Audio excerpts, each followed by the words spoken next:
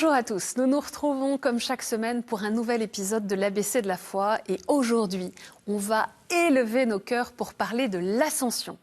Un mot au moins connu de tous parce qu'il permet de profiter d'une belle série de jours de congé au printemps avec le célèbre pont de l'Ascension. Mais de quelle fête chrétienne s'agit-il? Qu'a vécu le Christ le jour de l'Ascension?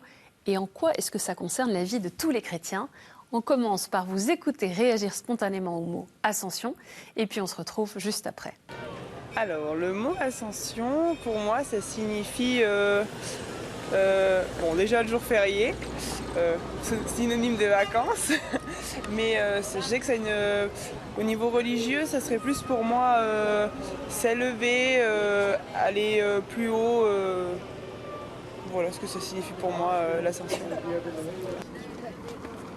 Aussi une fête religieuse, le jeudi de l'Ascension, voilà. Donc après avec le temps, on a sa propre idée sur sa religion. L'Ascension, c'est Jésus qui monte au ciel, voilà. Disons que les apôtres sont là, ils sont réunis et il va partir le Christ. Et là, ils vont être un petit peu en difficulté parce qu'ils vont avoir peur de la suite des événements. Mais le Saint-Esprit va les aider, après pour la Pentecôte. Voilà. Alors Ascension, ça me fait penser à un jour férié. Je sais que c'est une consonance biblique, mais j'ai pas la réponse. Pour moi, l'ascension, ça représente une élévation et c'est quelque chose qui est pour moi extrêmement important. C'est aussi rassurant de savoir que Dieu nous observe et que il nous juge des fois en silence, peut-être que des fois pour certains il les juge de manière un peu plus pragmatique. Il se fait peut-être des fois reconnaître, qui sait, mais c'est rassurant des fois de savoir qu'il y a un esprit supérieur qui peut veiller sur nous. Comme le disait un enfant un jour au catéchisme, le mot ascension fait bien sûr penser à ascenseur. Et s'il est en effet question de monter, de s'élever, c'est bien parce qu'il vient du latin ascendere, monter vers. La fête de l'Ascension est une des principales fêtes chrétiennes. Cette solennité se situe dans le prolongement de Pâques, précisément 40 jours après, et annonce la Pentecôte, l'envoi de l'Esprit Saint 10 jours après l'Ascension. L'Ascension, c'est donc la montée au ciel du Christ ressuscité, c'est-à-dire la fin de sa présence visible sur terre. Et le ciel, dans la Bible, c'est là où Dieu habite, où il demeure, dans une dimension supérieure à celle que nous connaissons et que nous ne savons pas décrire autrement. Dans le Nouveau Testament, le livre des Actes des Apôtres rapporte que le Christ ressuscité s'est plusieurs fois montré aux disciples pendant les 40 jours qui ont suivi Pâques. Il leur transmet son dernier enseignement sur terre, et voilà ce qu'on peut lire au chapitre 1. Après ces paroles, ils le virent s'élever et disparaître à leurs yeux dans une nuée. Et comme ils fixaient encore le ciel où Jésus s'en allait, voici que 2 hommes en vêtements blancs se tenaient devant eux et disaient: Galiléens, pourquoi restez-vous là à regarder vers le ciel? Jésus, qui a été enlevé du milieu de vous, reviendra de la même manière que vous l'avez vu s'en aller vers le ciel. L'Ascension marque ainsi la fin des apparitions du ressuscité. Jésus est monté au ciel, c'est-à-dire que désormais ses disciples doivent faire le deuil de sa présence en chair et en os. Mais grâce à l'Esprit Saint donné à la Pentecôte, ils vont expérimenter une nouvelle manière pour Jésus ressuscité de leur être présent. Car il leur a dit cette parole, toujours d'actualité, « Et moi, je suis avec vous tous les jours jusqu'à la fin du monde ». Le Christ monté au ciel n'est pas pour autant absent de cette terre. L'ascension s'accompagne d'une promesse et d'une invitation à la mission. Vous allez recevoir une force quand le Saint-Esprit viendra sur vous. Vous serez alors mes témoins jusqu'aux extrémités de la terre, dit Jésus dans le livre des Actes des Apôtres. Il ne s'agit donc pas de rester les yeux levés vers le ciel. L'ascension est un appel à la responsabilité. C'est aux chrétiens, désormais, d'être témoins du Christ. Le mystère de l'ascension signifie que le temps des témoins commence, le temps de l'Église. Sans ascension, pas d'Église. Par l'envoi de l'Esprit Saint, Jésus va rendre ses disciples et apôtres définitivement capables de porter témoignage. L'Ascension n'est donc pas la célébration d'un départ triste. Cet événement fait partie des miracles de la vie du Christ et pourrait déranger notre raison. Mais au fond, si l'on croit que Dieu s'est fait homme et qu'il est ressuscité, pourquoi ne serait-il pas monté au ciel ?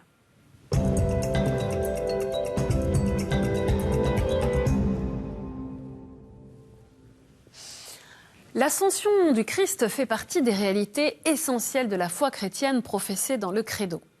Le symbole des apôtres, condensé fidèle de la foi, dit ainsi que Jésus-Christ, après sa résurrection, est monté aux cieux, est assis à la droite de Dieu le Père Tout-Puissant, d'où il viendra juger les vivants et les morts.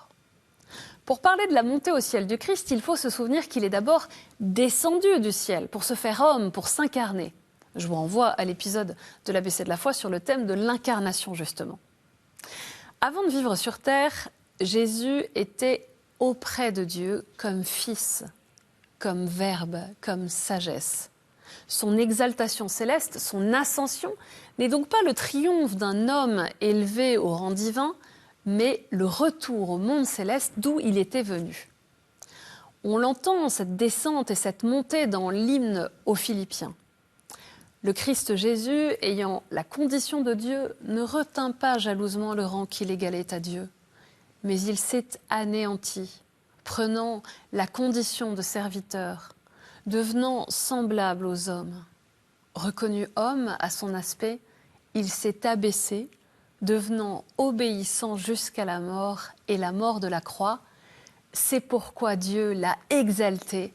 Il l'a doté du nom qui est au-dessus de tout nom, afin qu'au nom de Jésus, tout genou fléchisse au ciel, sur terre et aux enfers, et que toute langue proclame Jésus-Christ est Seigneur, à la gloire de Dieu le Père.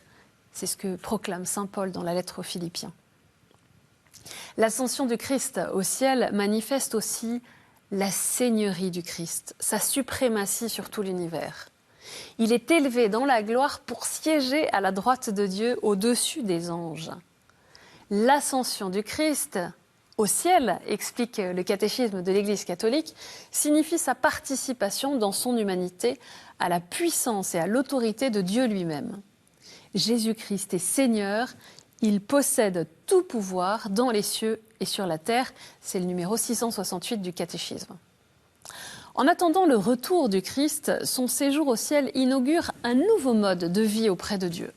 Voilà le déploiement inouï de Pâques. Par sa mort et sa résurrection, le Christ a sauvé l'homme qui, à sa suite, est désormais appelé à rejoindre Dieu pour vivre dans sa gloire. En ce jour de l'Ascension, la liturgie nous dit que le Christ a fait entrer notre nature avec sa faiblesse dans la gloire de Dieu. Il est monté au ciel pour nous rendre participants de sa divinité. Toute la célébration de cette solennité ne cesse de le redire avec des termes où s'expriment tour à tour allégresse et action de grâce, humilité et désir du ciel.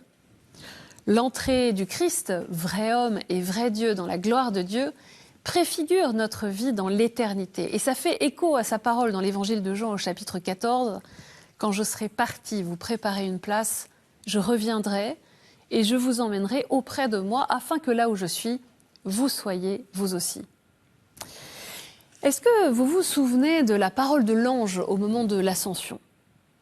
Il dit « Celui qui vous a été enlevé, ce même Jésus, viendra comme cela de la même manière dont vous l'avez vu partir vers le ciel. » Toujours dans les Actes des Apôtres. Eh bien, cette parole établit un lien profond entre la montée du Christ au ciel et son retour à la fin des temps, qu'on appelle aussi la parousie et qu'on proclame dans le symbole de Nicée-Constantinople. Il reviendra dans la gloire pour juger les vivants et les morts, et son règne n'aura pas de fin. En attendant son retour dans la gloire, nous pouvons demeurer unis par la foi et les sacrements au Seigneur glorifié qui règne par son Église. Comme Seigneur, le Christ est aussi la tête de l'Église qui est son corps.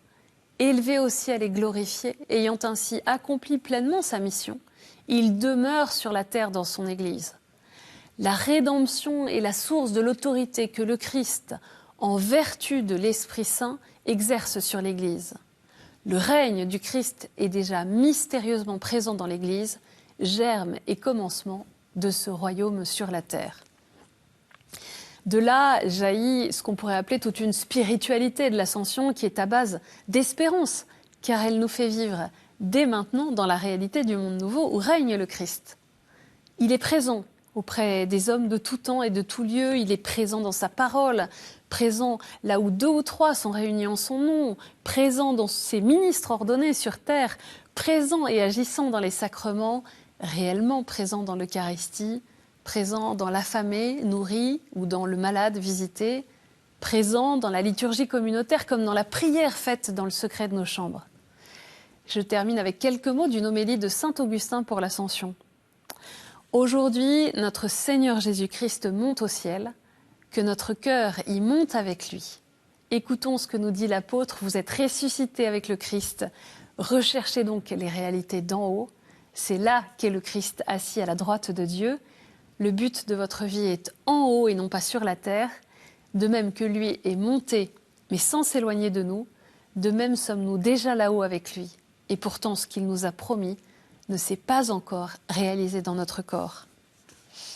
Oui, célébrons cette bonne nouvelle de l'ascension du Christ, la certitude de sa présence parmi nous aujourd'hui, et désirons sa venue, son retour dans la gloire.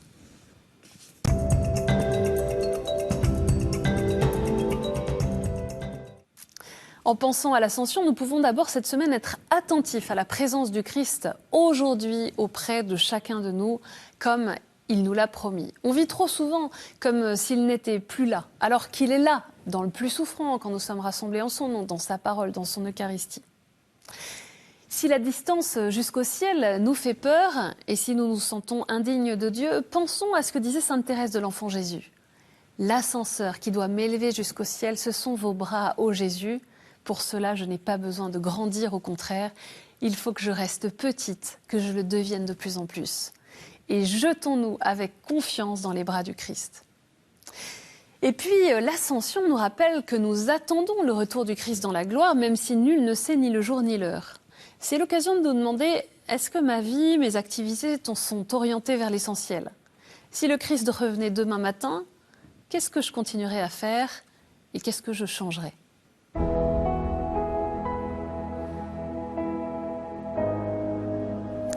Au nom du Père et du Fils et du Saint-Esprit. Amen. Ô Dieu qui élève le Christ au-dessus de tout, ouvre-nous à la joie et à l'action de grâce, car l'ascension de ton Fils est déjà notre victoire. Nous sommes les membres de son corps, il nous a précédés dans la gloire auprès de toi, et c'est là que nous vivons en espérance. Amen. Voilà, c'est la fin de cet ABC de la foi sur l'Ascension. Vous pouvez retrouver cette émission sur notre site internet ktotv.com. Je compte bien sûr sur vous pour la partager sur les réseaux sociaux. Merci pour votre fidélité, que le Seigneur vous bénisse.